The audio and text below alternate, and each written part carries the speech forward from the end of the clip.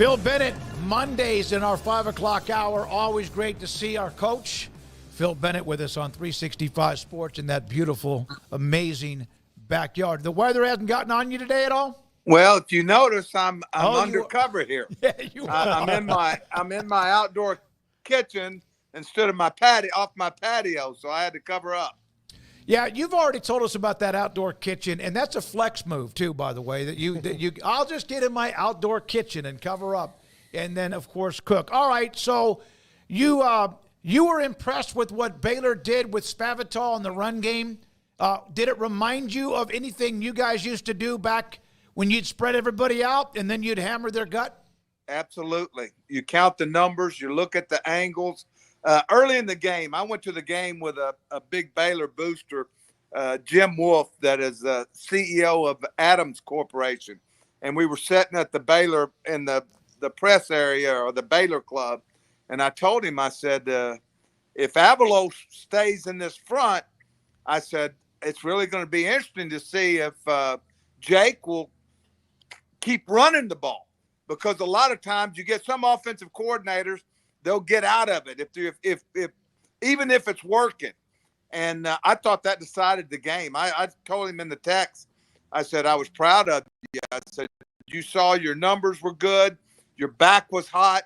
And without question, it won the game for him. Phil, that was a huge moment for that team, for the fans, to have all the guys back and everything. What was it like for you to kind of witness it? Because it's been a rough 2 years for the fans here, and to kind of have everybody back was to experience that moment was really cool. Paul, the first thing, the whole day was great. And you know, I want to say this, those players that were on the 13 and 14 team, there is a love for Baylor that is, it's a lifetime love. And their commitment to Baylor and seeing them after the game and during the game, I mean, they were into the game, and you knew that they wanted to win. But I thought it was good for everybody. Of course, the atmosphere was good. I thought that, you know, I think I told you last week, I had a feeling this could be a really good matchup. The only thing that concerned me, and we had a couple of breaks, was I thought Kendall did a great job of vertically stretching the field. TCU, we got lucky a couple of times. They dropped a couple of wide open passes in the vertical game, but that happens in big games. But yeah, it was an exciting atmosphere. Was there anybody you hadn't seen in a while that was kind of extra? I mean, I imagine there's probably a number of guys that you hadn't seen in a while. Can you just like give us some insight on maybe a moment or two here that just really stood out to you? You know, yeah, guys like Bo Blackshear, Bo was a stud for us. Oh yeah. I hadn't seen him in a long time, and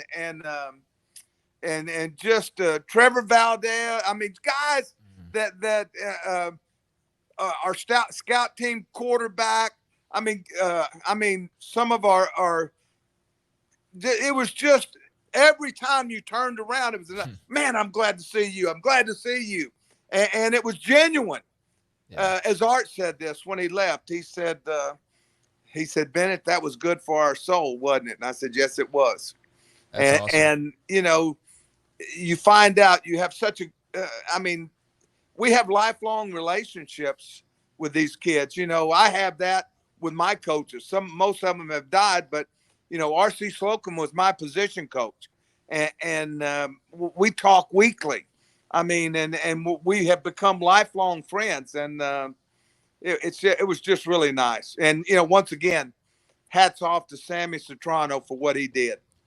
Yeah, Art sent a text to me that said it was mixed emotions, but something that was so good to do. It kind of summarized what you said. Yeah. Phil, you know, every player that I've talked to or texted to about the weekend said they were thrilled with how it all went down. And there was an audio or technical issue with a highlight video that was very impressive, and that did not play right away, so it looked a little bit awkward when they walked on the field. But all I've heard was great stuff from everybody that seemed to be there. I think Baylor did a great job, Smoke. You know, and and of course with Sammy. And it wasn't about Art or myself or Philip Montgomery. It was for those players. And as I say again, they were they love Baylor. I'm going to try to get a hold of David Wetzel, who a lot of the players they said was outstanding, and and Mac and everybody. So and to win the game and to play in that fashion. It was from a start to finish. You knew it was a game, just like we thought it would. And for them to show, as I told Jake, that they showed a lot of character. Yeah, I told Jim Wolf, who was with me, when they scored, I think it was 1:20. I said they might have left too much time on the clock for Baylor to get down there. Then I said to him out loud, I said, I wonder if they'll stick with their running game or their flat passing game. And, of course, he had a couple of runs in there. I think the first play was a run. And then the fourth down play with Sawyer was just, it was money.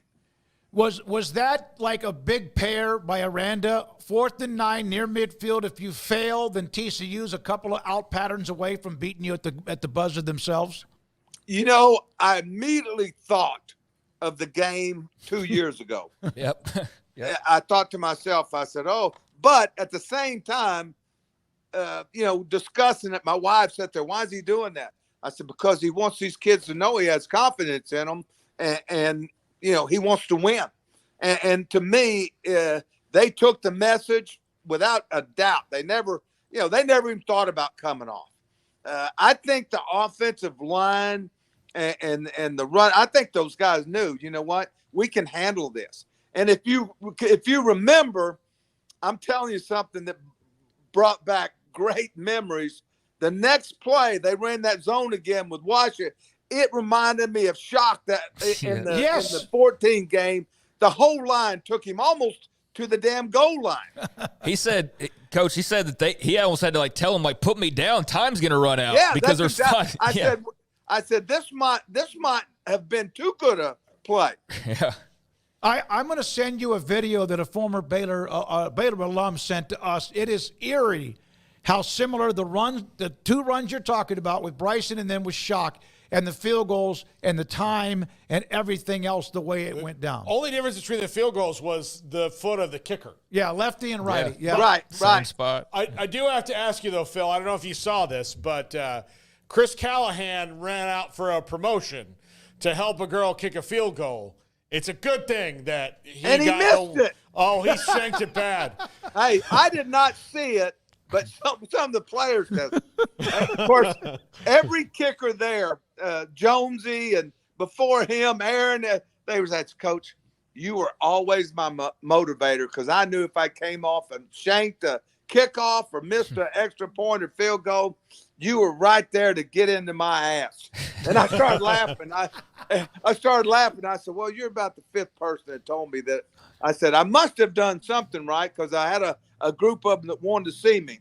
Yeah, no, they did. I bet that was emotional. Craig? Coach, does it seem like Sawyer Robertson has a bit of an it factor to him? I think that watching them play, that he does what really good quarterbacks do. He makes everybody around him better, including their defense. I thought defensively I think TCU had 3.1, 3.2 yards a rush. Now the vertical passing game, they've got to shore that up a little bit. But yes, I think he makes everybody better. And I'm not saying this, but one of the things that I looked at is just his body language. I mean, he's not I can tell he's not a big talker, but his body language, especially on that 4th and 9, he was ready to go. Nick Florence came by to see me at halftime, and Nick told me that he had, I think he might have worked for him during the summer. And he told me, he said, Coach, you would really like him. He said, he's got it. Well, anyone recruited by Mike Leach has probably got it, right? Yes.